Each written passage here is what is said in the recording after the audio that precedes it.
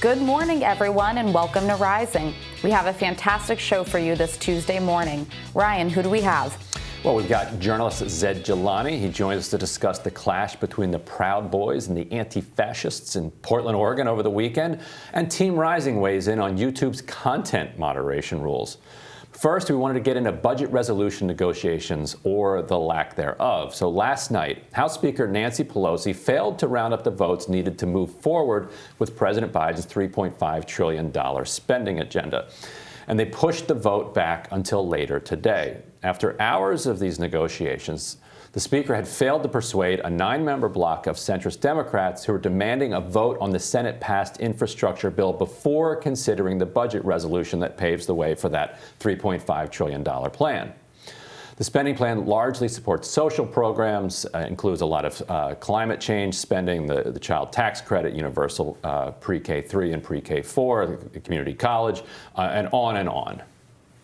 Well, Newsweek reports that the centrist Dems threatening the budget have raked in millions from donors in the pharma and fossil fuel industries, two major industries that could be affected by the bill. But these Dems find themselves at odds with their constituents. According to Data for Progress, more than 60% of voters in the 9 moderate Democrats' House districts support the reconciliation package. But despite the party infighting, Wall Street is preparing for both an infrastructure bill and a reconciliation bill to pass, with strategists saying that moderates will ultimately cave to Pelosi out of fear of risking re-election in 2022. Joining us now to discuss what's next is friend of the show and executive editor at the American Prospect, David Dayen. David, welcome to the program.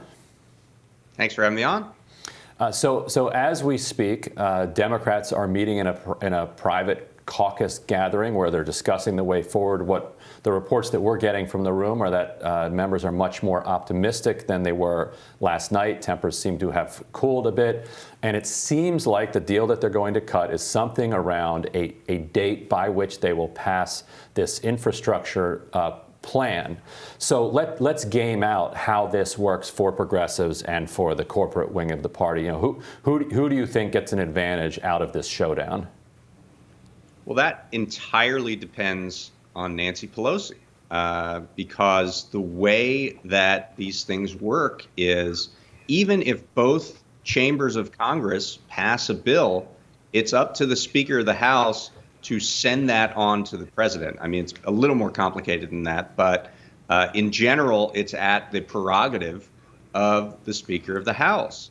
And so if Nancy Pelosi wants to continue this two-track strategy and hold up the bipartisan bill until a reconciliation bill comes over from the Senate, she can still do that, even if the House passes that bipartisan bill. Now, there will obviously be pressure on her to send that to the president at that point, but I think Nancy Pelosi can handle a little bit of pressure. And if we remember, like she's done that in the past in a different scenario. If you remember, after they passed impeachment articles against Trump, she held on to those for a very long time, you know, as she waited for some type of concessions and guarantees from how the Senate would handle the impeachment trial. Yeah, that's right. And so she can play that same game, and then everything that was in play before in terms of waiting for the Senate to pass still is operative. And the other thing this does is it adds an element of time and a deadline that was not actually there before to the reconciliation package. Now, Senate leaders and House leaders can tell their charges, look, we need to get a bill done. You need to resolve your differences by the end of September, and we need to move this process forward. So that forcing mechanism is usually what leads Congress to actually get something onto the table. And so I think at some level, Pelosi and Chuck Schumer are happy with having that deadline. Well, what are the chances this is? What are the chances this is just all political theater? You know, that this is just, well, they're definitely all going to cave, or at least she's going to peel off enough of them. But in order for them to save face and look like they're really, truly, holding for their moderate bases or something. I mean, what are the chances that that's all that this is? Because I feel like Pelosi, she's not going to lose.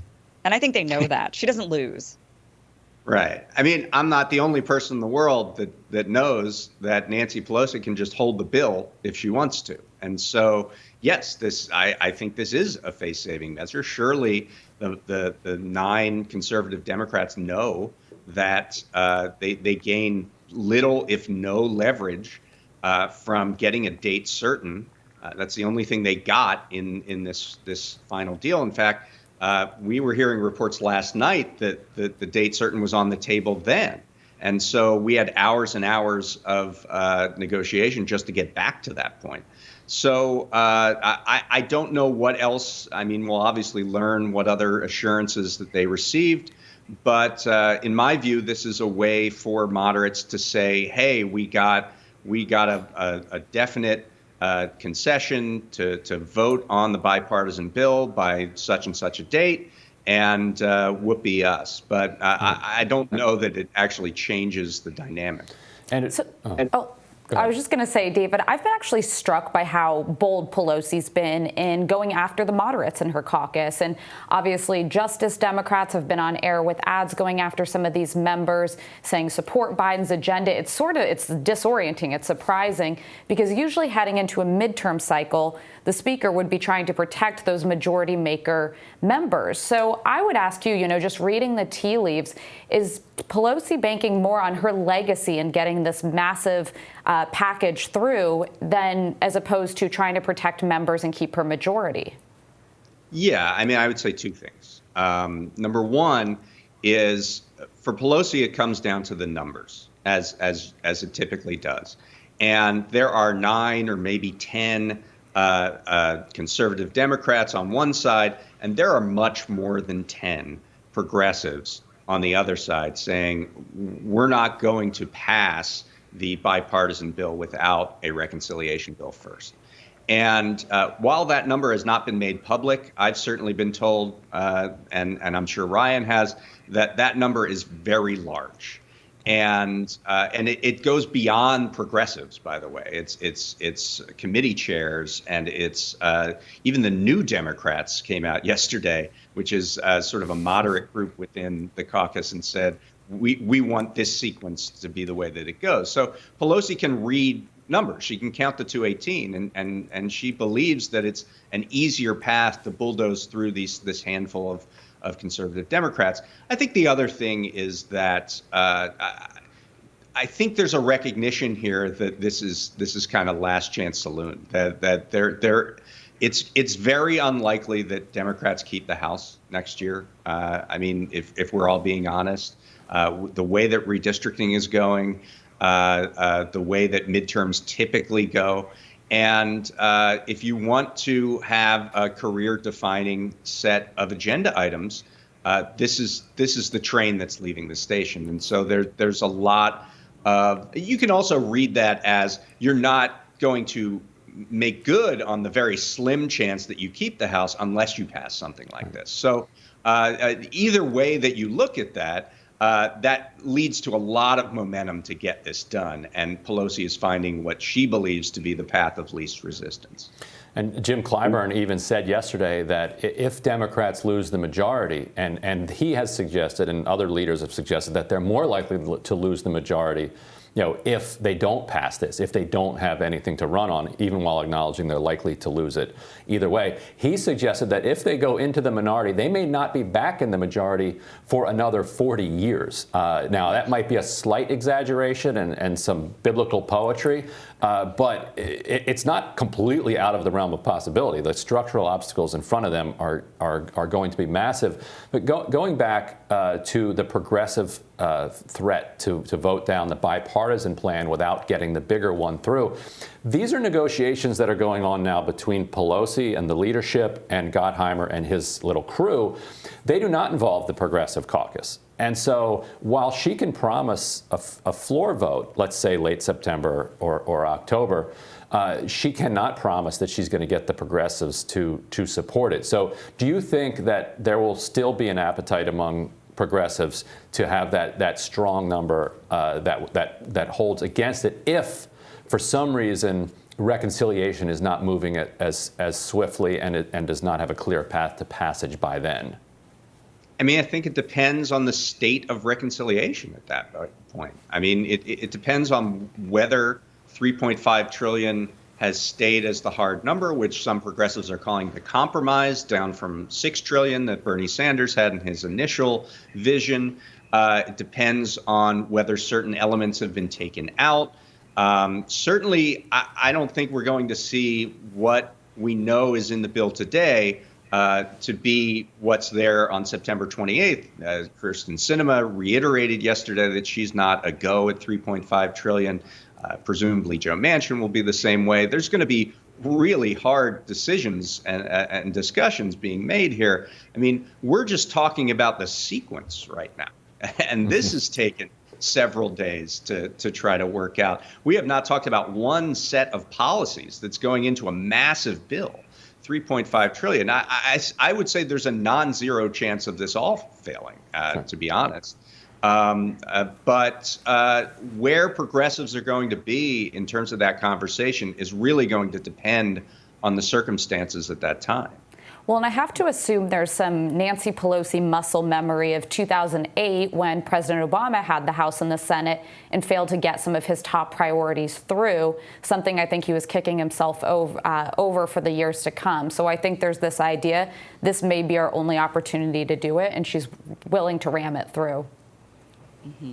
Yeah, I think so. And if you go back to the Affordable Care Act, for example, the hard conversations and the hardest part of that entire passage was in the House. And it was a conversation between Pelosi and House Democrats who were on the right side of the caucus. I mean, it was over abortion in that case.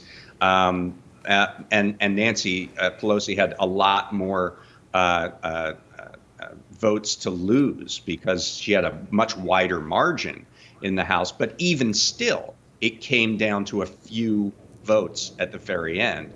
And so I always thought that the House was going to be the stiffer test, even more than the Senate, despite their 50-50 numbers. It's just sort of the nature of these things that these House members who position their reelections based on opposition to the Speaker in many ways, that it's just a more difficult lift. And David, last question. You know, what I understand happened last night is that the October 1st deadline was put out there on the table. And then DeFazio, who's the chair of the Transportation Infrastructure Package, told members, like, look, I think we actually can meet that deadline for reconciliation. Pelosi had put a deadline of September 15th for finishing reconciliation work in her letter to colleagues. And DeFazio was like, yeah, I think we can actually do that. Then the Gottheimer and said, oh, wait a minute, you guys can actually get this done by October 1st? Well, then that's not the deadline we want. We want something much sooner, which seemed to reveal that they're trying desperately to make sure that they push that deadline ahead of when reconciliation can be done, which then the Senate fears can empower Manchin and Sinema to kind of slow walk it up to that deadline and then say, well, look, you don't have any leverage anymore. Let's do $1 trillion and call this a day. How worried are you that we get into that type of a situation? I mean, it's possible, but the other thing that you could see is Peter DeFazio changing one word in the bipartisan bill and giving a vote, but the House and Senate versions are different and they have to go to a conference to actually work them out. The point is that leadership has many more options than a rank and file member and even a gang of rank and file members. And I don't think that Gottheimer, for all of his desire, can actually outwit or outlast Speaker Pelosi or the leadership on this one. Yeah, we'll find out. David, thank you so much for joining us. All right, thanks. Thanks, David. And we'll tell you what's on our radars up next.